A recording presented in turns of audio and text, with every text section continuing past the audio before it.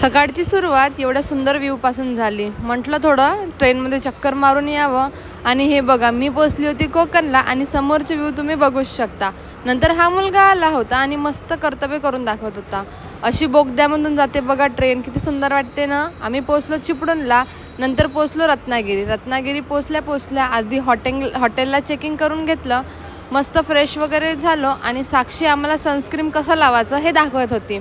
आम्ही केलो तयारी, कारण हा व्हिडिओ काहीतरी स्पेशल होणार आहे. याच्यामध्ये मी तुम्हाला एक माझ्या लाईफची खूप इम्पॉर्टंट गोष्ट सांगणार आहे.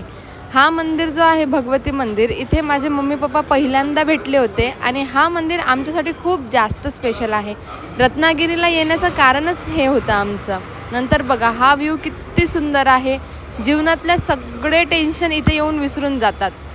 माणसाने आयुष्यात किती पैसा कमवल्यापेक्षा तो किती जगला हे महत्त्वाचं असते. तर माझं असं म्हणणं आहे की प्रत्येक वर्षी एक ना एक ट्रिप तुम्ही पण नक्की करा. नंतर आम्ही मस्त फिरणं वगैरे झालं, तुम्ही व्हिडिओमध्ये बघू शकता.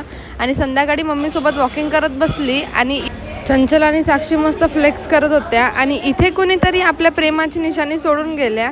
इथं आम्ही मस्त व्हिडिओज वगैरे बनवले. आणि ह्या 2 मछल्या बघा ज्या पाण्यामध्ये फडफड करत होत्या. नंतर आम्ही जेवण करायला गेलो. जेवणात आम्ही सुरमई आणि बांगडा खाल्ला व थोड्या वेळात आम्ही रूमवर रिटर्न आलो. तर भेटूया आपण पुढच्या व्लॉगमध्ये.